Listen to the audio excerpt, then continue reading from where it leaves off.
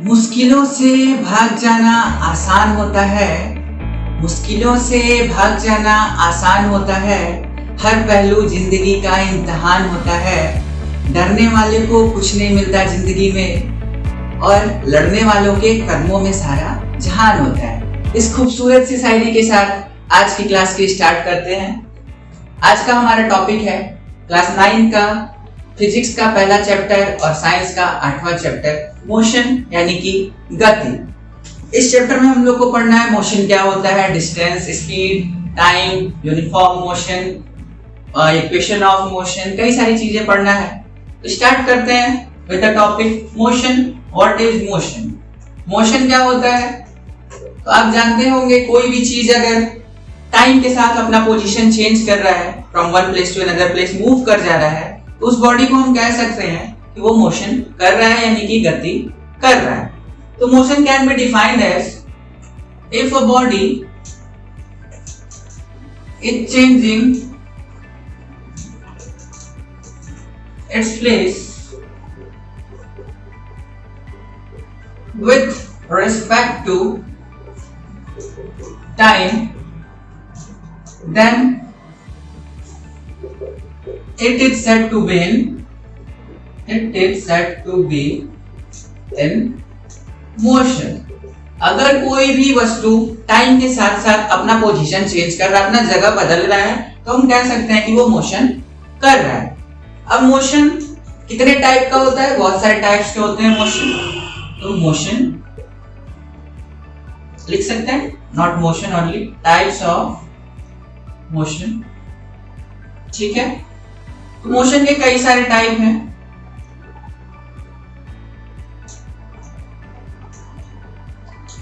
पहला है straight motion. Straight motion. Second one is circular motion. Third one is rotatory motion and the last one vibratory motion। ठीक है, वैसे तो अभी और भी कई सारे टाइप के होते हैं motion, zigzag motion, Brownian motion और to and fro motion, simple harmonic motion. ठीक है, लेकिन अभी मेनली हमको 4 पढ़ना है, जो कि क्या क्या है? Straight motion, circular motion, rotatory motion and vibratory motion. तो आप स्ट्रेट मोशन भी करते हुए देखे होंगे, सर्कुलर मोशन भी, रोटेटरी मोशन भी, वाइब्रेटरी मोशन, सभी टाइप के मोशन को करते हुए आपने देखा हो। First one is straight motion. Straight नाम से ही समझ में आ रहा है, स्ट्रेट मतलब होता है सीधा। अगर कोई भी चीज अगर स्ट्रेट लाइन पाथ पे ट्रैवल कर रही है, सीधा चल रही है, ठीक, तो ऐसे मोशन को क्या कहेंगे हम लोग? Straight motion. जैसे कि हम लोग रोड पे चलते हैं तो सीधे सीधे चलते जाते हैं, ठीक है, जो ट्रैक होता है वो सीधा होता है। तो अगर स्ट्रेट पाथ पे हम लोग चल रहे हैं, if a motion is in straight line path then it is said to be in straight motion. दूसरा है सर्कुलर मोशन। अगर जो भी चीज मोशन कर रहा है, जो भी ऑब्जेक्ट, जो भी बॉडी मोशन कर रही है, उसका पाथ अगर सर्कुलर है, जैसे हम कह सकते हैं ये सन है, इसके अराउंड जो अर्थ है, ठीक है, अर्थ, सन के अराउंड अर्थ क्या कर रहा है? रिवॉल्यूशन कर रहा है और साथ ही साथ रोटेशन भी कर रहा है। रोटेशन मतलब अपने एक्सिस पे चक्कर लगा रहा है, रिवॉल्यूशन मतलब सन के अराउंड इसका चक्कर लगा रहा है।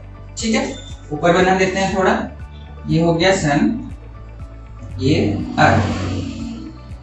ठीक है, तो अर्थ रिवॉल्यूशन भी करता है और रोटेशन भी करता है।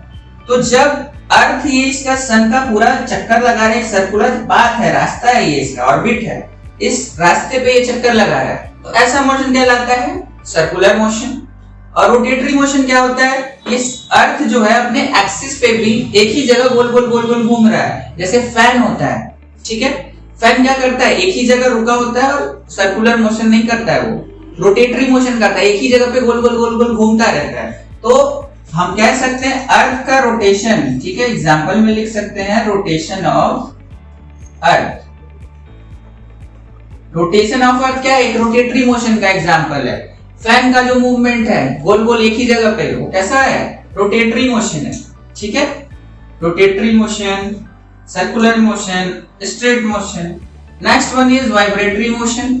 वाइब्रेटरी मतलब जब भी कोई चीज टू एंड फ्रो मोशन करे, एक मेन एक्सिस के अलावा आगे पीछे जब वाइब्रेशन होता है। अगर एक हम लोग गिटार को बजाते हैं, गिटार के स्ट्रिंग को ऐसे मारते हैं तो उसका स्ट्रिंग क्या करता है, हिलने लगता है, आगे पीछे हिलने लगता है। ठीक है, तो ऐसे मोशन को क्या कहते हैं हम लोग, वाइब्रेटरी मोशन। पेंडुलम जो होता है वो इधर जाता है, टू एंड फ्रो मोशन करता है। ठीक है, तो इसको भी हम कह सकते हैं ये वाइब्रेटरी मोशन कर रहा है। तो लिख लेते हैं स्ट्रिंग ऑफ गिटार।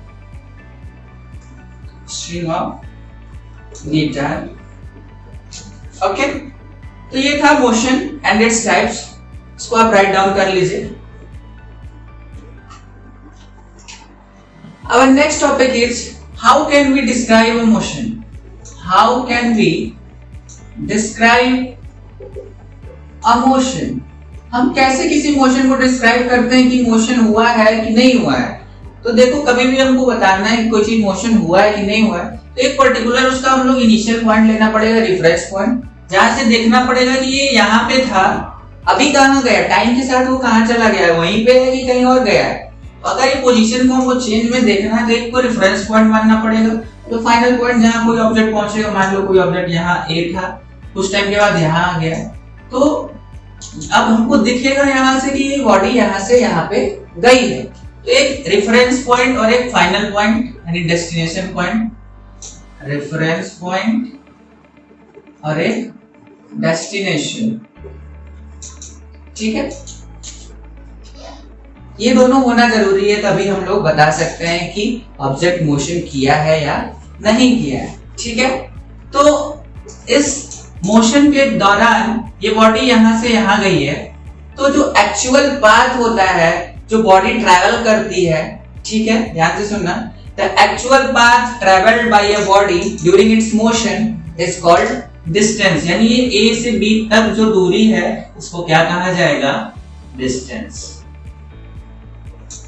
ठीक है, तो we can define distance as, now we can define distance as the actual path traveled by a body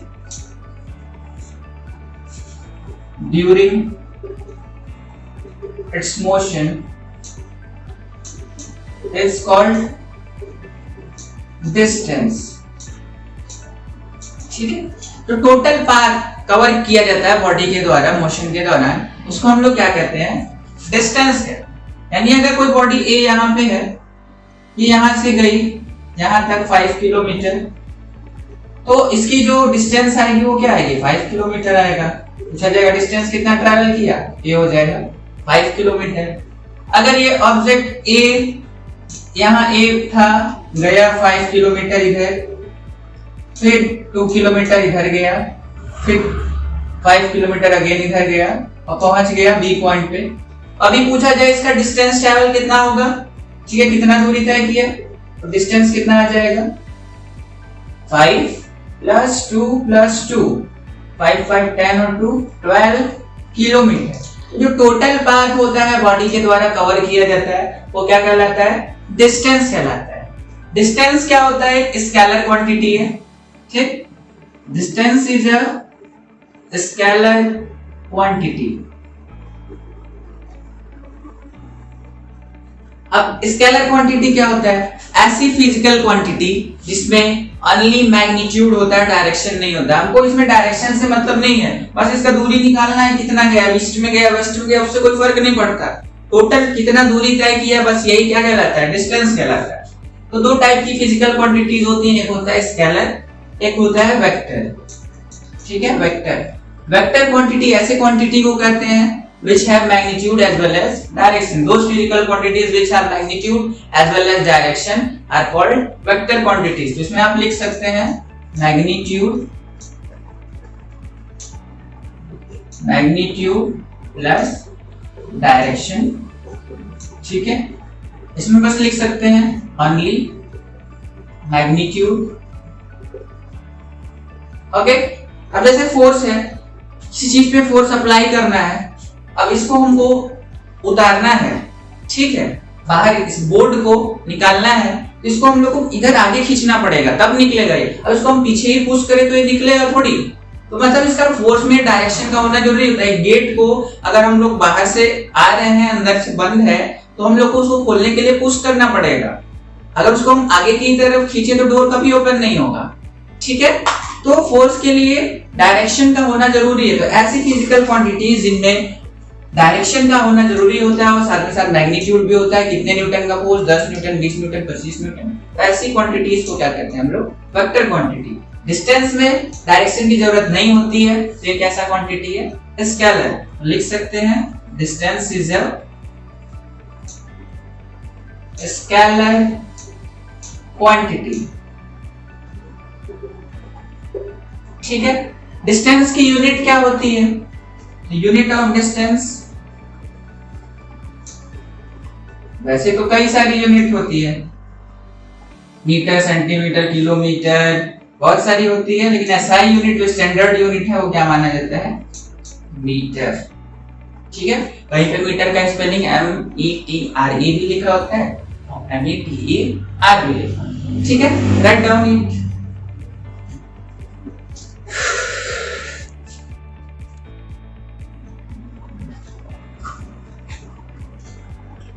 Our next topic is displacement. Displacement क्या होता है? ठीक है, तो जैसे डिस्टेंस था वैसे ही डिस्प्लेसमेंट भी है। अगर कोई बॉडी यहां से इधर गई, फिर इधर से इधर गई, फिर यहां से यहां आ गई, ओके, ए से बी पे आ गई, इधर गया 5 किलोमीटर, इधर 2 किलोमीटर, फिर 5 किलोमीटर। तो अगर पूछा जाए डिस्टेंस, ठीक है, डिस्टेंस कितना ट्रैवल किया बॉडी ने, तो 5 + 2 7 + 5 12 किलोमीटर। लेकिन अगर पूछ लिया जाए डिस्प्लेसमेंट कितने का हुआ, ठीक है, इसका विस्थापन कितने का हुआ, तो जो शॉर्टेस्ट डिस्टेंस होता है ये इसका इनिशियल पॉइंट है। ठीक है, इनिशियल पॉइंट बोले या इनिशियल पोजीशन, और ये लास्ट में यहां पहुंचा है तो ये इसका क्या हो गया? Final position. तो जो इनिशियल पोजीशन और फाइनल पोजीशन का जो शॉर्टेस्ट डिस्टेंस है, ये तो पूरा लॉन्ग डिस्टेंस हो गया। अगर हमें ए से बी तक जाना है तो हम लोग सबसे शॉर्टेस्ट रास्ता कौन सा अपनाना चाहेंगे? ये। ठीक है, सीधे सीधे हम लोग ए से बी पे आ जाएंगे। तो जो शॉर्टेस्ट डिस्टेंस होता है from initial position to final position, उसी को क्या टर्म दिया जाता है? डिस्प्लेसमेंट। तो we can define displacement as the shortest distance between initial position